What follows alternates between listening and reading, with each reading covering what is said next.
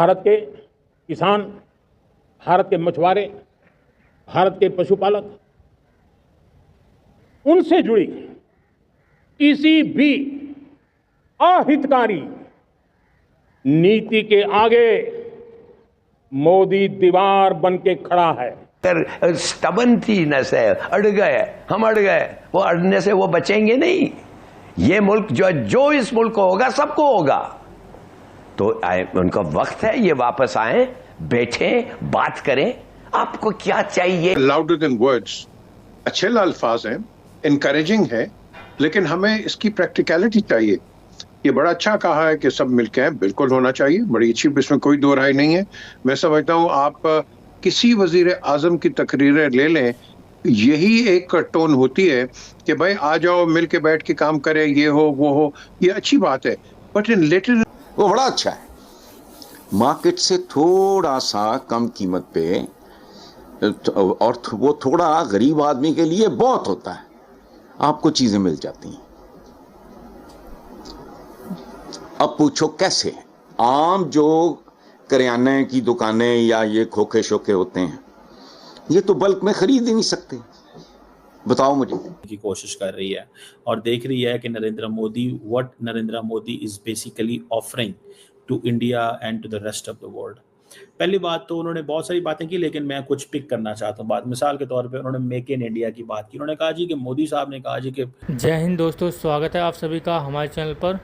मोदी दीवार बनकर खड़ा रहेगा, ये सब कहना है दोस्तों प्रधानमंत्री मोदी जी का, क्योंकि जिस तरह से कल प्रधानमंत्री मोदी जी ने लाल किले से अनाउंसमेंट की थी कि भारत अपने किसी भी मछुआरे हो गए, पशुपालन हो गए या और भी हैं, इनके हितों से जब कोई भी बात आएगी तो मोदी दीवार बनकर खड़ा होगा। और इसके बाद में दोस्तों जिस तरह से उन्होंने अपनी सारी अनाउंसमेंटें की कि वो किसी के भी आगे नहीं झुकने वाले हैं, भारत कभी भी अपने देश के लोगों के हितों के साथ समझौता नहीं करने वाला है। तो देखा जाए तो दोस्तों सीधी सीधी जो चेतावनी थी डोनाल्ड ट्रंप को दी गई थी, क्योंकि दोस्तों जिस तरह से डोनाल्ड ट्रंप और भारत के बीच अभी जो कशमकश चल रही है, उसको देखने के बाद में ये मोदी द्वारा उनको लाल किले से पैगाम दिया गया है, जिसके बाद में पाकिस्तान के अंदर भी काफ़ी ज़्यादा रोष सा दिखाई दे रहा है। क्योंकि जिस तरह से पाकिस्तान को ये लगता था कि भारत अमेरिका के सामने झुक जाएगा या वो अमेरिका भारत को दबा लेगा, तो ऐसा बिल्कुल भी नहीं है।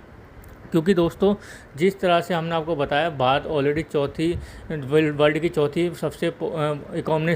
सबसे पावरफुल देश माना जाता है इकोनॉमी के हिसाब से। और जिस तरह से भारत ने पिछले 10 साल के अंदर डेवलपमेंट किया है, और भारत जहां पर पहले एक तरफ ये दिखाई देता था कि भारत को दूसरे देशों से सहारा लेना पड़ता था, आज भारत वो देश बन चुका है कि दूसरे देश उनसे आगे सहारा मांगते हैं।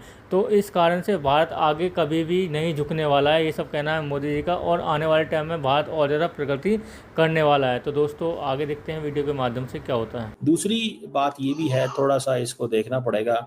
उन्होंने डिफेंस के हवाले से बहुत कुछ कहा, ठीक है, डिफेंस एंड सिक्योरिटी, ऑपरेशन सिंदूर का उन्होंने बहुत इंपॉर्टेंट जिक्र किया कि हमने बड़ी कामयाबी ली, हमारे पास सेल्फ रिलायंस थी जेट इंजन के अंदर, और इंडिया जो है बहुत देर से जो है वो ये कर रहा था। फिर आपको पता है सुदर्शन चक्रा का भी जिक्र किया उन्होंने, जो कि देसी आयरन डोम होगा, ठीक है जी।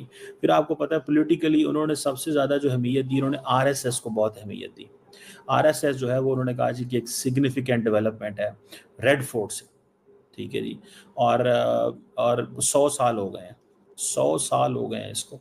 इट मीन्स कि मैं इसको थोड़ा सा, अगर मैं आपको why Modi is praising RSS for example, biggest NGO, Modi साहब को इस चीज़ की समझ आ रही है कि शायद मेरे ऊपर एक प्रेशर आएगा कि मैं 75 ईयर्स का हो चुका हूँ, हुकूमत छोड़ो, पार्टी छोड़ो, चीज़ें छोड़ो, that is one thing. Secondly जो मोदी साहब चीज़ फोकस कर सकते हैं, उनको इस चीज़ की भी समझ है कि अगर हमने ये किया जो मैं कर रहा हूँ, तो इससे पार्टी के अंदर ये होगा 2029 के बाद मोदी को नहीं खड़ा करना, ठीक हो गया जी। तीसरी अहम बात जो उन्होंने जो की, जो वो ये RSS का जो जिक्र कर रहे हैं विद इन, क्योंकि उनकी रूट्स हैं RSS में, तो वो समझते हैं कि अगर मैंने RSS को नाराज कर दिया, so he is going back to the RSS। जो रूट्स हैं उनकी, जो बीजेपी के ऊपर जो आइडियोलॉजिकल इन्फ्लुएंस है, वो तो RSS का ना, इसमें तो कोई शक नहीं है। बीजेपी के ऊपर आइडियोलॉजिकल इन्फ्लुएंस RSS का है। सो वो कह रहा है कि इसको 100 साल होने पे वो अपनी वो बात कर रहे हैं, ठीक है जी। और उन्होंने कहा कि मैं इस चीज़ पे बड़ा खुश हूँ, मुझे ये बड़ा अच्छा चीज़ लगती है। सो इस चीज़ को अंडर एस्टिमेट ना करें। What does he mean by 100 years of RSS का डिस्कस करना? 100 ईयर्स की आरएसएस को डिस्कस करना कोई छोटी चीज़ नहीं है। ये he is doing it because he understands कि इसकी क्या ज़रूरत है। और दूसरा उन्होंने ये भी कहा कि जी रेड फोर्ट से बात करना कि जी इंडियन सब कॉन्टिनेंट में इंडिया जो है, ठीक है जी, वो सेंटर ऑफ पावर है, और रेड फोर्ट जो है वो भी सेंटर ऑफ पावर है इंडियन सब कॉन्टिनेंट के ऊपर, ठीक है जी। सो वहाँ से बात करना इज़ इम्पॉर्टेंट।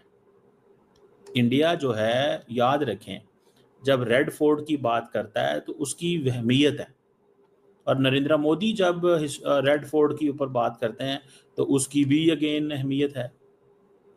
समझ रहे हैं? सो ये चीज़ जो है वो लाल किला जिसे रेड फोर्ट कहते हैं, ये पुराने दिल्ली के अंदर है। और ये जो शाहजहां थे, जो मुग़ल एम्परर थे, उनके दौर में ये कमीशन हुआ था, और इसकी कंस्ट्रक्शन 1638 में हुई थी। 1648 में ये कंप्लीट हुआ।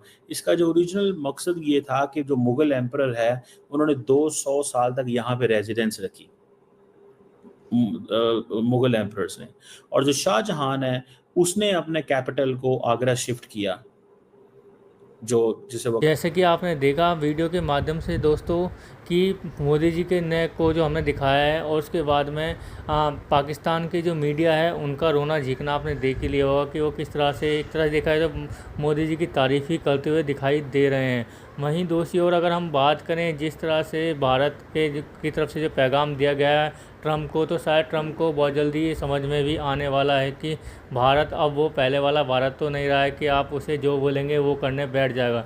भारत सबसे पहले देखेगा अपने लोगों का हित। जहाँ पर उसके लोगों को अगर कोई नुकसान हो रहा है तो भारत कभी भी ऐसे फैसले आगे नहीं लेने वाला है इन फ्यूचर में, क्योंकि भारत को आपने बहुत पहले कह के करवा लिया जो करवा सकते थे, लेकिन ये भारत अलग वाला भारत है।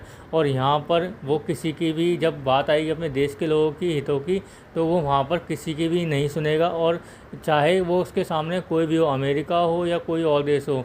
तो जिसके बाद में जिस तरह से हमने आपको बताया, मोदी जी ने जो अनाउंसमेंट की थी, उसके बाद में ये अनाउंसमेंट होने के बाद में जो अमेरिका चाहता था कि जो अमेरिका का जो दूध डेयरी प्रोडक्ट है वो भारत के अंदर आए, जिससे भारत के जो डेयरी प्रोडक्ट हैं उनको काफ़ी ज़्यादा नुकसान होने वाला था।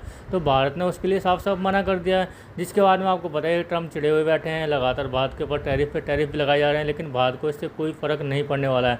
हालांकि भारत अभी इन चीज़ों को सुलझाने में लगा हुआ है कि बातचीत से ही सब समाधान निकल जाए। अगर ऐसा समाधान नहीं निकल पाता है तो भारत अपने आने वाले टाइम में अमेरिका के ऊपर भी कुछ एक्शन लेने वाला है, और जो टाइम टू टाइम अपडेट होते रहेंगे। तो दोस्तों वीडियो पसंद आई हो तो चैनल को लाइक एंड सब्सक्राइब जरूर कर लें। धन्यवाद।